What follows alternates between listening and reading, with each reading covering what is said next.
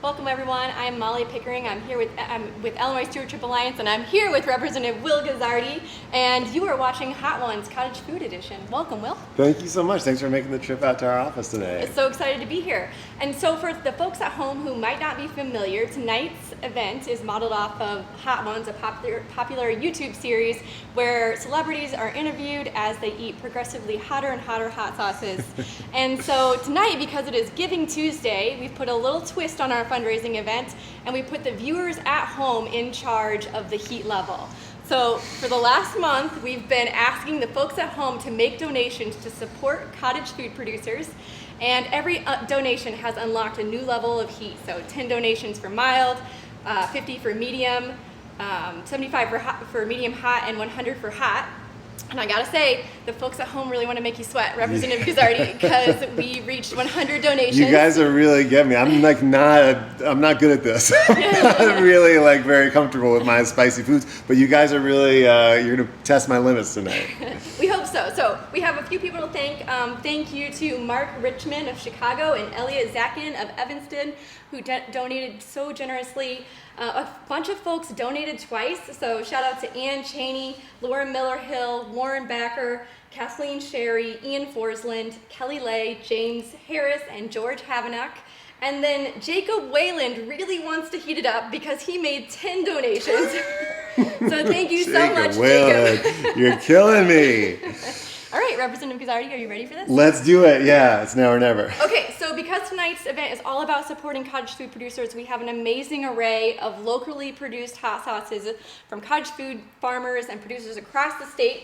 And we're going to be tasting these fiery beauties on whole wheat crackers made by Funk's Grove Heritage Fruits and Grains. Shout out to Funk's Grove, Jeff and Katie. These are actually seasoned with maple ramp seasoning, and they've made the syrup on their farm and foraged for the ramps on their farm. Wow. So they're really taking everything to the next level. Yes, so, that's great. Yeah, we drive by Funk's Grove on the interstate every time I head down to Springfield. So we'll have to stop by and get some of that maple syrup next time we're down there. Definitely. And then on standby, we have milk from Killigus Farmstead. Gonna need that for sure. That's great. Shout out to Matt Killigus and family. Definitely, as you said, we might be needing that later tonight. Okay, so our first hot sauce coming up here, we have a mild hot sauce. This is Not a Mango by Kelly Lay of D20 Peppers. And earlier this year, Representative Guzzardi, you helped pass legislation that supports cottage food producers. We're going to talk about that in a little bit. But Kelly was really involved in campaigning for that legislation, so she was really excited to give you a taste of a product that you helped make possible. So she wanted to say thank you for that, and she also wanted to make sure she gave you a mild because she didn't want to hurt you too bad because she was very grateful for your work. Well, thank you, Kelly. And it was so great getting to know you a little bit during the process of lobbying for this bill, and Kelly's been just a tremendous advocate for this. So let's start off with something easy. That's great. Try. Cheers. Mm-hmm. Yeah. I really love that one. It's delicious. The mango flavor is so good. Just a tiny little bit of heat in there, but really it's mostly that delicious mango. Yeah, I had tried that one earlier, and I knew that was going to be a good one. All right. So for our first question for you tonight, Representative Guzzardi, we just want to get to know you a little bit better. So where are you from? What's your background, and how did you get involved in becoming a leader? Yeah, I grew up in Chapel Hill, North Carolina, and actually my first job in high school was picking blueberries on a farm outside of town. But I came to Chicago after I finished undergrad in 2009, and I thought I really wanted to be a journalist, and I got a job doing local news here in Chicago. And that's what sort of got me connected into politics, because Chicago is a very politically active and interesting place, and I covered a lot of local politics and campaigns and elections, and got to meet a lot of incredible people in the city who really thought that Chicago politics could be something different than what we all think of as Chicago politics. That it doesn't have to be this sort of machine, corrupt, insider institution that serves the connected people and leaves everybody else out. The politics could really be sort of grassroots, bottom up, for the community kind of institution in Chicago. And I covered these folks as they started working on progressive campaigns for different offices, and I was young and naive and got it in my head that I should try to throw my hat in the ring. And so I ran for office for the first time in 2012, and I lost that election by 100 votes. Very close race. We had a recount. It was a whole thing, yeah. But I ran again 2 years later and won. And so I've been in the legislature since 2015, and now so it's just finished my 7th year. And I'm the chair of 2 committees, the Committee on Housing and the Committee on Prescription Drug Affordability. So those are a couple issues I work on a lot, and then also a wide variety of other issues, including, thankfully, cottage food stuff. Yeah, well, we're so grateful to have you in the state legislature. Yeah. So should we try our next hot sauce? Let's move on, yeah. Okay, so the next hot sauce we have is called Sugar Rush Peach. It is from Ian and Hannah of the Mad Farmer's Garden in Quad Cities, Illinois. Okay. And actually, they live on the border between Iowa and Illinois, and I was just talking to them, and they were saying how they kind of had an opportunity to move to Iowa and grow their farm in Iowa, but because of the cottage food laws in Illinois that we passed, they decided to stay in Illinois. What a story. That's so great. Yeah, so score one for small business growth and economic development. Yeah, that's great. Our legislation having an impact. Okay, this one. Yep, here we go. Cheers.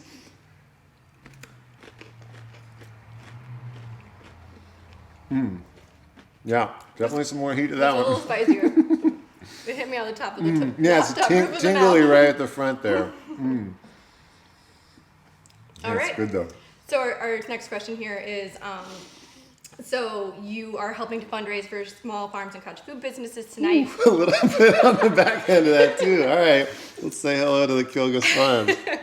We've said the word cottage food like 1,000 times already. Can you tell folks who might not be familiar what is cottage food and why are these regulations important for small businesses? Absolutely, yeah. So we're talking about foods that are produced. I still feel this is the second one. This is only number two.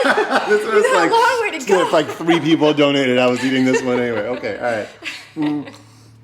So it's nice though. It's just like tingly. It's not like too intense. That's delicious. Cottage foods are foods that are produced in a home kitchen, not in a commercial kitchen, right? So we're talking about jams and jellies and baked goods and cupcakes and breads and pickles and of course hot sauces. And the food is obviously a very regulated industry, and for good reason, right? We obviously want people to have safe food products made available to them. But the barrier to entry for a new food producer can be really high because commercial kitchens, the kind of equipment that's required to meet the regulation that we hold for these huge corporations, these massive food producers, we're holding them to really high standards. Absolutely. And that equipment is really expensive. And so like getting your start as a small home baker or a hot sauce producer or whatever, it can be really, really hard. So, what we've done, what you guys really have led the way on doing, is creating a different legal framework for businesses that are just starting off. To say, if you're producing these foods for a limited market and limited circumstances and a very limited type selection of types of foods, right? Not things that pose high risk to the consumers. This stuff is, I don't think anything bacterial could live in there with that potency. These kinds of very safe, shelf-stable foods can be produced at home and distributed in local markets. And so it's a really, creating this regulatory structure for small home food producers is a great stimulus to our sort of local small businesses, right? Enabling people to find their way. They might start a little stand, make their own products at home, and maybe eventually, as they build capital, right, can grow that business, hire the employees, move into the professional kitchen. But this gives folks an on-ramp to growing businesses out of their home. Definitely. And we talk to so many cottage food producers who want to do just that. They want to grow into a storefront one day. So we're really excited about the new regulations that are going to help make that possible. Okay, we should give number 3 a try. So this one is called Turn and Burn. It is from Trish Schlobaum of Schlo Foods LLC. Schlo Foods, that's very I cute. know, I thought it was super clever too. Good job, Trish, on the branding there. And this is our medium hot. We're going to just dash a little bit more on there. Already a medium. Okay. Or just medium. Just sorry. medium. Yeah, just medium. All right. All right. Great. Thanks. We might have needed to flip those two around, actually. Yeah. Not as hot as the That's the other one. I don't think. You're making me feel like I might survive this. Well, I know. Yeah, it's got that nice vinegary like sharpness to it, but not overwhelming with the heat. Yeah, That's and great. it's such a beautiful color too. I just did a Yeah. good job. It's made with carrots, so. Oh, really? Okay. You can't taste that. Yeah, it's delicious. Okay, so next question here. When did you start advocating for cottage food? You know, I guess I developed an interest in cottage foods just living here in the neighborhood. So here in Logan Square, where I've lived since 2009, you have an incredible farmers market. I would say best farmers market in Illinois. I don't know if it's a controversial opinion, but You have some tough competition. I know. Old Capitol Farmers Market in Springfield.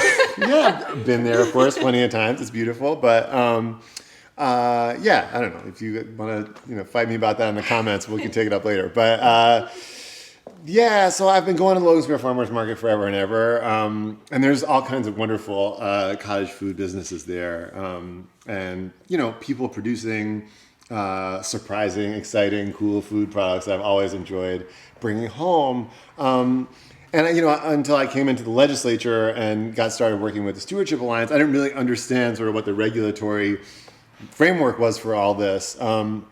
We had a sort of, I'm forgetting the term for it, but like a shared kitchen space in Logan Square too for a little while, right? Where some startup businesses, remember, they're trying to access this very costly kitchen equipment so they could rent time in the kitchen to prepare their food. And I actually wrote about that business when I was still doing journalism stuff. So I knew some of the barriers that existed to people getting started with food businesses at home, but didn't really know how much we could do in the legislature to make that more of a reality. So once I got down to Springfield and started working with you all, it really sort of gave me a better framework of understanding how we could do more for small food businesses. Awesome. Yeah. All right, so are we on to number 4?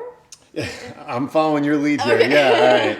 What do we Okay, got? so our next up we have, this one's called Old Squirrel. It is made by Derek and Libby Irvin of Glacier's End Farm. They've also been huge advocates for cottage food and worked on the cottage food bill as well. Awesome. And they were excited to let you try this one as well. Where's their farm at? Their farm is in Southern Illinois. Okay. And so really when we're going to talk about it in a second, but the new law allows them to ship their products across the state. So now we can buy their products. Awesome. All right, great. Old Squirrel. Here we go. All right.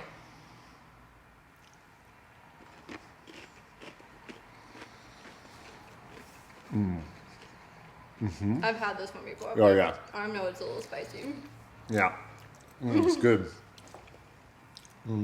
It's sweet on the front. Sweet but on the front and- it comes in hot. Yeah. What do we got in there? Sorghum syrup. Yeah.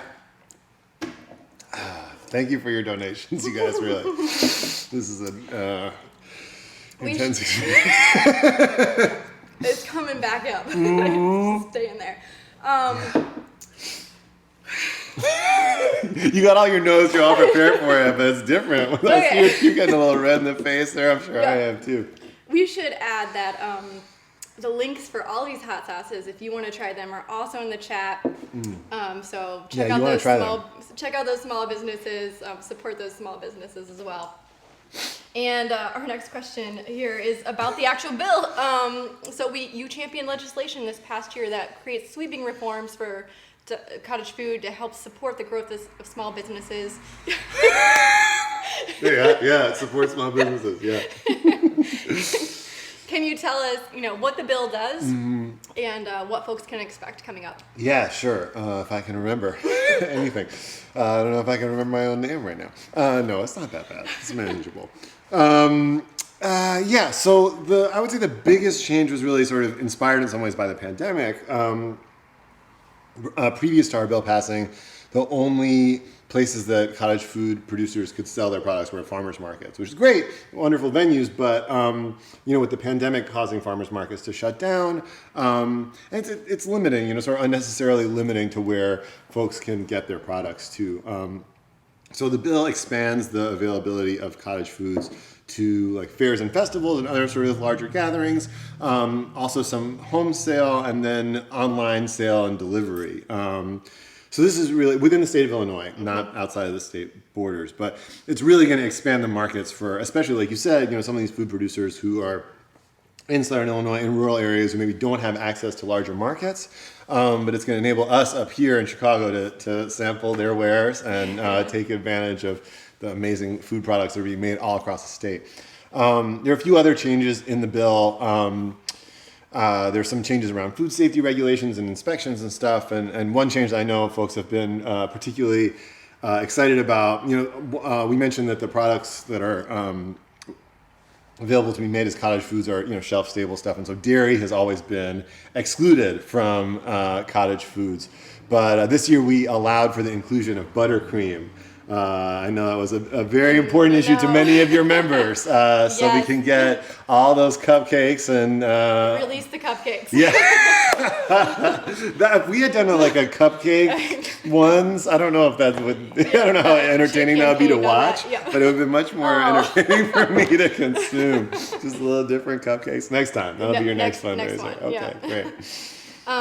Great, yeah, so folks are really excited about those new changes. Yeah, let me just also say that these were very hard fought and hard won changes, and you guys were just incredible partners in helping make this happen. So really, it's a huge victory for our farmers and our food producers, and won by the hard work of the Stewardship Alliance, which is why we're so excited to be supporting you guys tonight. And I have to shout out a couple other partners that worked on it with us: the Institute for Justice, the Illinois Environmental Council, and the Chicago Food Policy Action Council also helped make this possible. So if we can drop the links into the chat for those organizations, definitely check out those organizations as well. Yeah, they were really great partners for sure. All right, we have one left, our hottest hot sauce. Now, this one is called Crimson Regret. This is exactly how I'm feeling about signing up for this fundraiser. This one is made by John Humphreys in the Peoria area. Now, John, he doesn't actually have a cottage food business started yet, but he's going to start one as a result of the legislation that went into effect, will be going into effect in January. So he will have his business up and running in January. That's awesome. He's got great branding on there. It looks very cool. I know. Cool we're getting skull look on there. Yeah, you maybe can't see it on the screen, but trust me, it's very cool. So yeah, we have it all set up here. So I haven't tried this one either. Okay, great. He did tell us that this was a 9 out of 10. It is made with 7 different types of peppers and capsaicin extract. And just a little extra capsaicin extract because the peppers didn't have enough in there. Okay, all right. All right, here we go.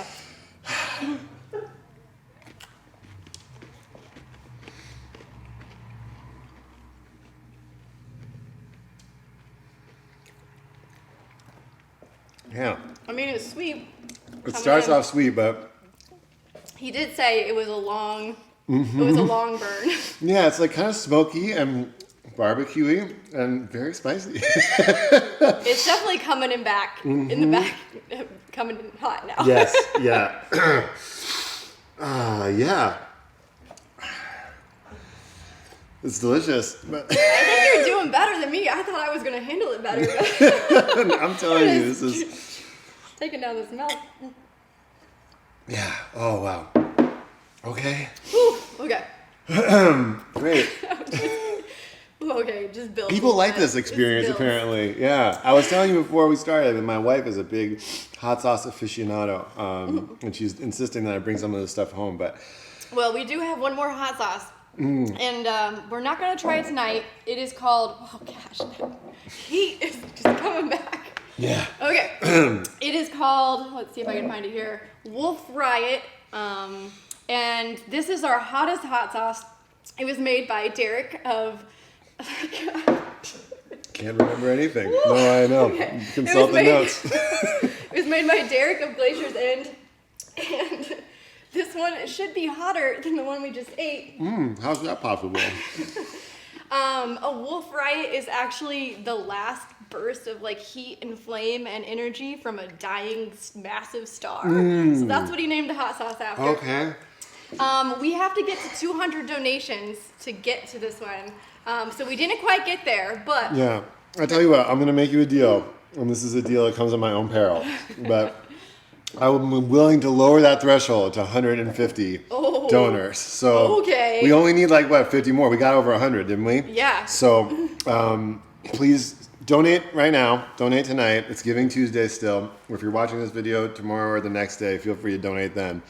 But as soon as we cross this threshold of 150, we'll release a video of me eating this. I don't know why we're doing this, but it's because the Stewardship Alliance is so great. As soon as we cross that threshold, the Cottage Food Producers. That's right. That's right. So so we'll leave the donations open until Friday at 5 p.m. If you want to make a donation, we'll do a special episode. You can watch Will and I eat the Wolf Rayet hot sauce. And just last thank you to everyone who supported and donated tonight. The donations will be going directly to supporting the new creation of a new cottage food guide. So over the last couple years, over 3,000 people have donated our previous guide, and it has helped launch many small businesses across the state. We're hoping that the new guide that's coming out with the new regulations will help launch even more. So your funds directly support that and help launch small businesses and help continue our work to bring farmers and eaters together to solve problems in the food system. And let me just say before we wrap up here that we take on a lot of tricky issues in the legislature, and sometimes there are sort of entrenched interests or entrenched people who just don't want to change the way things have been done, right? And in order to do that, often it really takes a movement, of people coming together and demanding change. And I know it sounds like maybe like kind of starry-eyed or overly optimistic or something, but it's true. It's really how this stuff gets done, is that until policymakers really feel the pressure of their constituents, people all over the state demanding something to happen, it's really hard to make change happen. So, I go to the Springfield and I pass legislation, but it's only really possible, and the extent of change that is possible is created by the advocacy of folks in their home communities, organizations like you all who bring people together and demand that change and help sort of channel people's voices, right? Because sometimes people really want to advocate for change but don't know how to do it or where to go or whom to talk to. So organizations like the Stewardship Alliance are these incredible conduits for all the folks who produce all this stuff and all the other farmers and food producers and eaters, right, who want to have these great products available. So you guys have been amazing partners. I want to thank you so much. And also thanks to all the advocates who have supported this work and who have demanded better, because it's your lifting up your voices that has made this legislation possible, and it's made all these incredible products possible. So thank you all for everything you do. I think that is a perfect way to end the evening. So we'll toast here. Cheers. And we'll see you guys later.